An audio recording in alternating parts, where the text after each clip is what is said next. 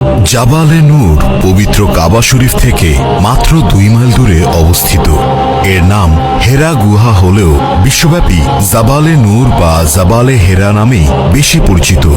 জাবালে নূর অর্থ হল নূর বা আলোর পাহাড়, কেননা এ পাহাড়েই আল্লাহর পক্ষ থেকে হযরত মুহাম্মদ সাল্লাল্লাহু আলাইহি ওয়াসাল্লামের উপর সর্বপ্রথম বরকতময় আলোকিত কুরআন মজিদ নাজিল হয়েছিল, যা শুধু মুসলিম উম্মাহ নয় বরং বিশ্ব মানবতার জন্য নূর বা আলো। সে কারণেই এ পাহাড় বিশ্বব্যাপী জাবালে নূর নামেই পরিচিত। এই গুহায় হযরত জিবরাইল আলাইহিস সালাম সর্বপ্রথম প্রিয় নবী হযরত মুহাম্মদ সাল্লাল্লাহু আলাইহি ওয়াসাল্লামের কাছে কুরআনের বাণী নিয়ে এসেছিলেন, আর এখানেই বিশ্বনবী হযরত মুহাম্মদ সাল্লাল্লাহু আলাইহি ওয়াসাল্লাম ধ্যানে মগ্ন থাকতেন। এ পাহাড়ে ওঠা একদমই সহজ ছিল না তখন। এর উচ্চতা প্রায় 1000 ফুট এবং মুহাম্মদ সাল্লাল্লাহু আলাইহি ওয়াসাল্লাম ধ্যান মগ্ন থাকার জায়গাটি খুবই ছোট। এর মধ্যকার জায়গা এতই কম যে প্রথম দেখাতেই বিস্ময়কর মনে হবে, যা লম্বায় 4 মিটার আর পাশে 1.5 তথা 1.5 মিটার।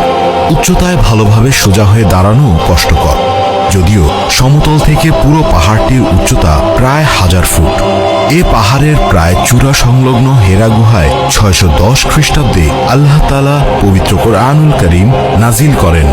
যদিও এর আগে প্রিয় নবী হযরত মুহাম্মদ সাল্লাল্লাহু আলাইহি ওয়াসাল্লাম অনেক সত্য স্বপ্ন দেখতেন, যা ওহীর সমতুল্য।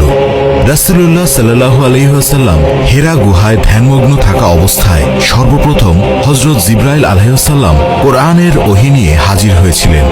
প্রিয় নবী হযরত মুহাম্মদ সাল্লাল্লাহু আলাইহি ওয়াসাল্লাম বর্ণনা করেন, এক রাতে তাহাজ্জুদের সময় মানুষের আকৃতিতে একজন ফেরেশতা প্রিয় নবীর কাছে আসেন এবং রাসূলুল্লাহ সাল্লাল্লাহু আলাইহি ওয়াসাল্লামকে বলেন, পড়ুন। উত্তরে রাসূল সাল্লাল্লাহু আলাইহি ওয়াসাল্লাম বলেন, আমি পড়তে জানি না। তারপরও ফেরেশতা তাকে আরো 2 বার পড়ার অনুরোধ করেন। সে 2 বারও প্রিয় নবী জানালেন, আমি পড়তে জানি না। শেষ পর্যন্ত ফেরেশতা হযরত জিবরাইল আলাইহিস সালাম কোরআনের 96 নম্বর সূরা আল আলাকের প্রথম 5 আয়াত পাঠ করেন। পাঠ করুন আপনার পালনকর্তার নামে, যিনি সৃষ্টি করেছেন মানুষকে জমাট রক্ত থেকে।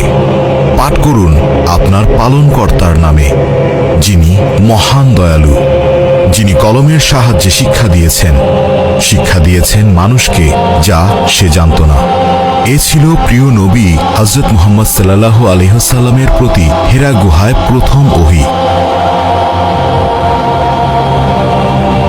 জাবালে নূর খ্যাত এই গুহায় ওহী লাভের মাধ্যমে প্রিয় নবী হযরত মুহাম্মদ সাল্লাল্লাহু আলাইহি ওয়াসাল্লাম নবুয়তি পালনের কঠিন জীবনের শুভ সূচনা করেন। কেননা তিনি যখন ওহী নিয়ে হেরা গুহা থেকে পাহাড়ের অর্ধেক নিচে নেমে আসলেন, তখন তার কানে একটি কণ্ঠের আওয়াজ আসে, হে মুহাম্মদ, আপনি আল্লাহর নবী আর আমি জিবরাইল। হেরা গুহায় যেদিন প্রথম জিবরাইল আলাইহিস সালাম ওহী নিয়ে আসলেন, সে রাতটি ছিল প্রিয় নবী সাল্লাল্লাহু আলাইহি ওয়াসাল্লামের জন্য কঠিনতম একটি রাত। সে রাতে হযরত জিবরাইল আলাইহিস সালাম বিদায় গ্রহণ করার আগ পর্যন্ত প্রিয় রাসূলুল্লাহ সাল্লাল্লাহু আলাইহি ওয়াসাল্লাম তার দিকেই তাকাতেন, দেখতেন। হযরত জিবরাইল আলাইহিস সালাম সব দিক থেকেই সামনে দাঁড়িয়ে আছেন, আর এতে তিনি ভয় পেয়ে গিয়েছিলেন। সেখান থেকে নেমে আসার সময় তার নবুয়তি পরিচয় সহ জিবরাইল আলাইহিস সালাম নিজের পরিচয় দিয়েছিলেন। তারপর প্রিয় নবী সাল্লাল্লাহু আলাইহি ওয়াসাল্লাম হেরা গুহা থেকে নিজ ঘরে ফিরে আসলেন। হযরত খাদিজা রাদিয়াল্লাহু আনহাকে বললেন, আমাকে কম্বল দ্বারা আবৃত করে দাও, জড়িয়ে ধরো। হেরা গুহা থেকে কোরআনের প্রথম ওহী নাজিল হওয়ার পর থেকে দীর্ঘ 22 বছর 5 মাস 14 দিন সময়ে মানব জাতির জন্য সংবিধান হিসেবে প্রিয় নবী রাসূলুল্লাহ সাল্লাল্লাহু আলাইহি ওয়াসাল্লামের উপর ওহী নাজিলের মাধ্যমে পুরো কোরআনুল কারীম অবতীর্ণ হয়, যার শুভ সূচনা হয়েছিল জাবালে নূরে থেকে। আর এ ঘটনার পরই প্রিয় নবী হযরত মুহাম্মদ সাল্লাল্লাহু আলাইহি ওয়াসাল্লাম মহান আল্লাহ তাআলার সর্বশ্রেষ্ঠ এবং সর্বশেষ নবী এবং রাসূল হিসেবে পৃথিবীতে আত্মপ্রকাশ করেন।